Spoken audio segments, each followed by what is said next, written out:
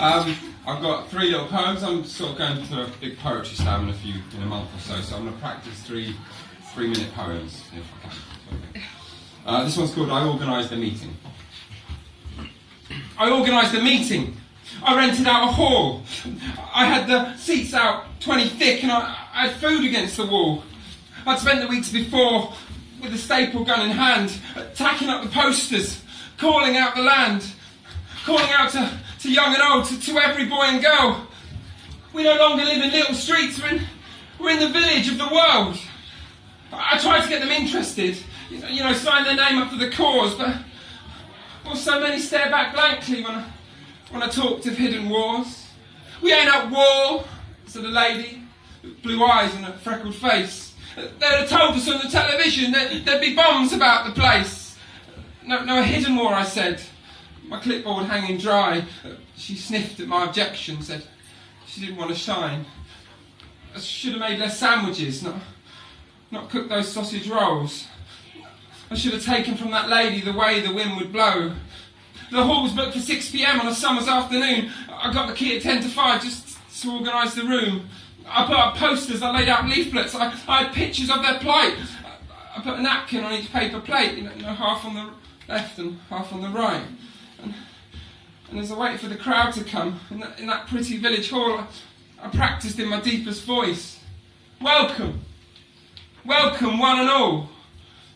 At 2:15, I checked the door, making sure it wasn't locked, and at 10 to 6, I sidled to the road, making sure it wasn't blocked. And as every minute came and as every minute passed, I grew to know what failure was, and it strips away the mask.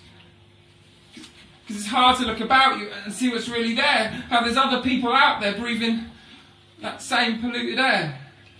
There's other people fighting wars we cannot see, and to fail them is not an option, because to try is or to succeed.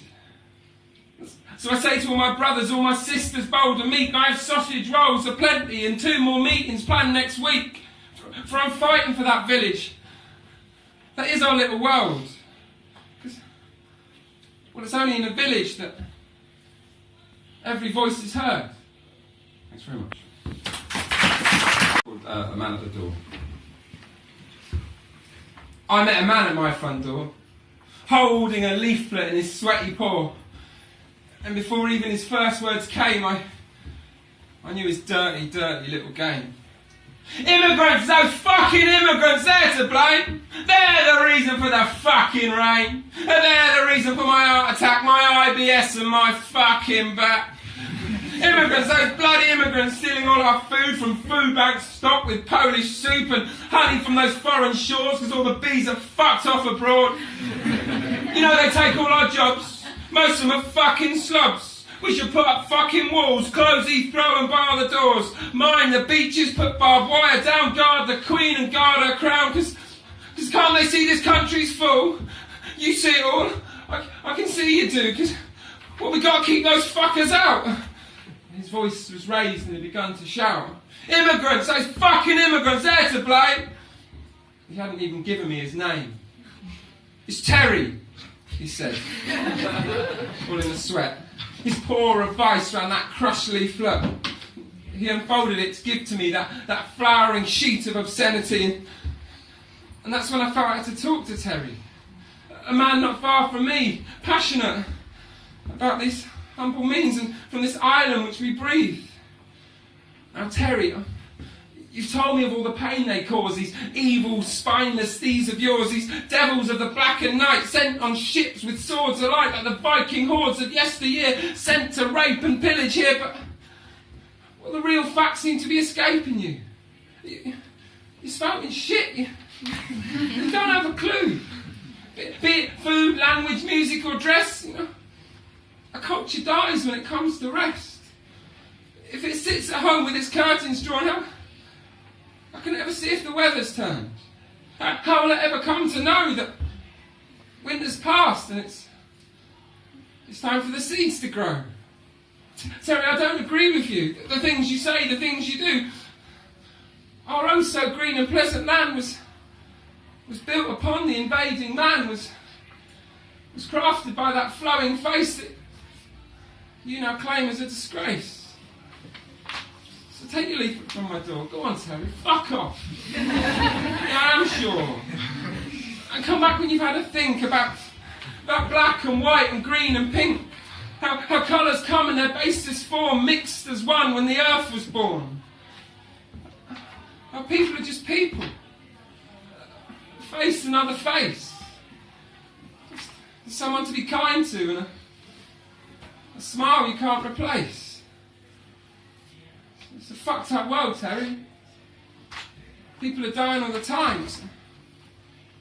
So why not put away your leaflets? Put away your lines. Go dig out your garden. Plant yourself a seed.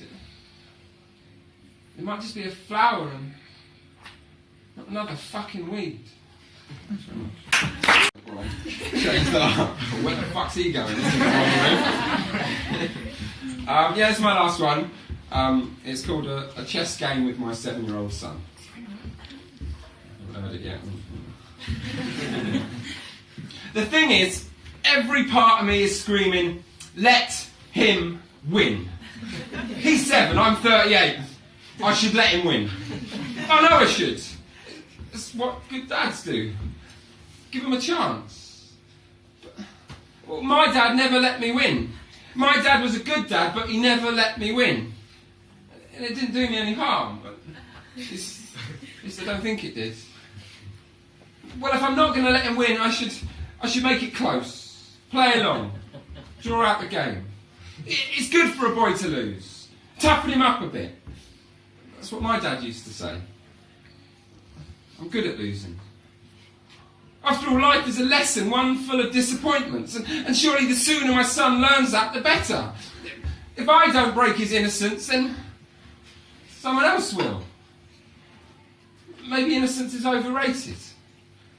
Preparation, that's what they say. Rook to A3.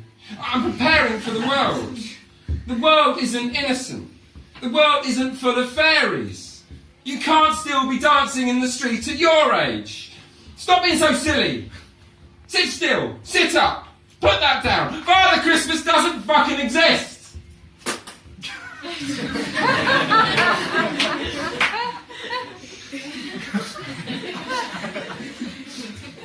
The game is nearly over.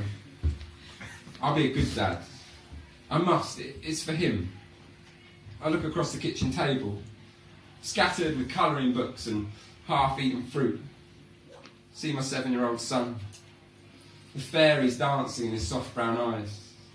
The bundle of innocence with long lashes and full lips, just like his mum. This boy I've spent 7 years and a whole lifetime before growing and protecting. The boy I've refused to allow the world to cow, to diminish, to prepare. The boy I've been a fairy for, with a fuzzy jawline and a silly hat, and he for me, with his long hair that his granny wants to cut, and his Lego building, and the way he taught himself to read. I want my boy to believe in fairies to the day he dies. Just like me. Because I still dance in the street, even at my age. Because I can't sit still. Because if one word sums me up, then it's silly. No, I won't change. It's his move. Queen to C7. And he smiles up at me. My little fairy. Smiles up and says, Daddy! And tears hang on the edge of my eyes. And the love I have for this innocent little fella nearly overwhelms me. Daddy! Yes, Rufus? What is it, my love? It's checkmate. Thank you very much. Have a lovely night, everyone.